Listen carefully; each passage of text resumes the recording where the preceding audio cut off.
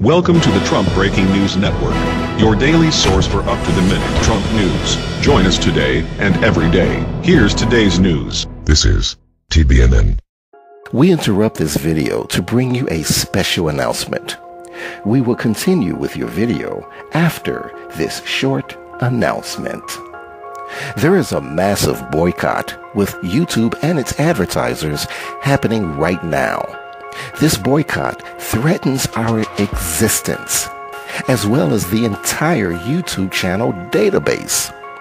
You can do a search on Google to confirm this boycott. We urge you to help by supporting our channel with a $1 donation, just $1, to help offset our growing expenses. Our staff is working diligently to keep you informed and up to date on events and intel that you have grown accustomed to receiving. Our staff produce over 70 videos on a daily basis in English and in Spanish. This is a tremendous undertaking. This is why we use a computerized voice, because of the massive amount of information we provide for you. We accept PayPal donations, and our donation link is below in our description. When the boycott is over, we'll let you know. This is a serious situation for YouTube and its advertisers. If you appreciate our channel and the intel that we provide for you, then please consider this much-needed $1 donation. I want to personally thank you in advance for your support. Victory of the light. And now, here is your scheduled video. Buchanan warns Trump's war cries drown out America first. By Tyler Durden. Why would I call China a currency manipulator when they are working with us on the North Korean problem? Tweeted President Donald Trump on Easter Sunday. Earlier, after discovering great chemistry with Chinese President Xi Jinping over the most beautiful piece of chocolate cake at Mar-a-Lago, Trump had confided, "I explained, that a trade deal with the U.S. will be far better for them if they solve the North Korean problem." America first thus takes a backseat to big power diplomacy with Beijing. One wonders, how much will Xi end up bilking us for his squeezing of Kim Jong Un? Trump once seemed to understand how America had been taken to the cleaners during and after the Cold War. While allies supported us diplomatically, they piled up huge trade surpluses at our expense and became virtual free riders off the U.S. defense effort. No nations were more successful at this than South Korea and Japan. Now Xi is playing the game, and perhaps playing Trump. What is the North Korean problem Beijing will help solve in return for more indulgent consideration on future U.S.-China trade deals? North Korea's nuclear arsenal. As 80% of Pyongyang's trade comes through China, Trump believes that Beijing can force Kim to stop testing missiles and atomic bombs before he produces an intercontinental ballistic missile that could hit the U.S. But what is to prevent Xi from pocketing Trump's concessions and continuing on the strategic course China has long pursued? For in many ways, Pyongyang's goals parallel China's. Neither could want an all-out war on the Korean peninsula. For Kim, this would devastate his country, bring down his regime, and cost him his life.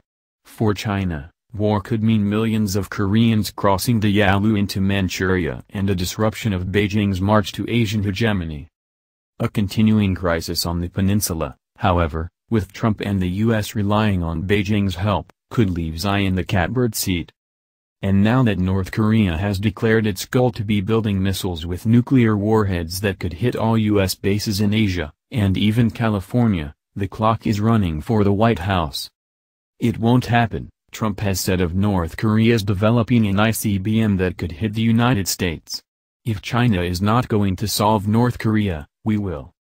The threat is upon us, says outgoing Deputy National Security Advisor Katie McFarland. This is something President Trump is going to deal with in the first year. Secretary of State Rex Tillerson and Vice President Mike Pence have declared that our policy of strategic patience with Pyongyang is at an end.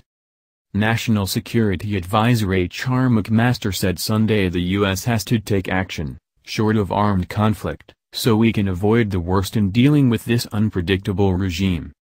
With a stunning parade of missiles in Pyongyang on Saturday, the North's failed firing of a solid-fueled missile that same day, and the promise of new missile tests weekly, Kim is forcing our hand. Either he backs away from building atomic bombs and long-range missiles, or Trump and his generals must make good on their warnings. How did we get to this point?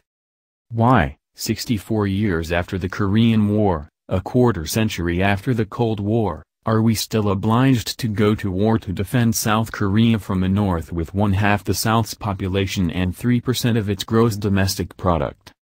Why are we, on the far side of the Pacific, still responsible for containing North Korea when two of its neighbors, Russia and China, are nuclear powers, and South Korea and Japan could field nuclear and conventional forces far superior to Kim's?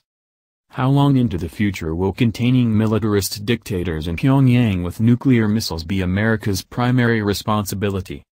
Another issue arises. Before the U.S. launches any preemptive strike on North Korea, Congress should be called back into session to authorize any act of war against the North. Perhaps this time, Congress would follow the Constitution. Though Korea is the crisis of the moment, it is not the only one. Not since 9/11 have the Afghan Taliban been stronger or controlled more territory. The United States commanding general there is calling for thousands more U.S. troops. Russia and Iran are reportedly negotiating with the Taliban. Pakistan is said to be aiding them. To counter Vladimir Putin's Russia, we have moved U.S. and NATO troops into Poland, the Baltic states, Romania, and Bulgaria. We have fired missiles into Syria. We are reportedly preparing to back the Saudis in the latest escalation of their war on the Houthi rebels in Yemen. 24 years after Black Hawk Down, the weekend brought reports of U.S. troops returning to Somalia. The promise of a Trump presidency, that we would start looking out for our own country and own national interests first and let the rest of the world solve, or fail to solve, its own problems, appears, not 100 days in, to have been a mirage. Will more wars make America great again? That's the news. Join us here every day. Be sure to subscribe and click the bell. See you next time. This is TBNN.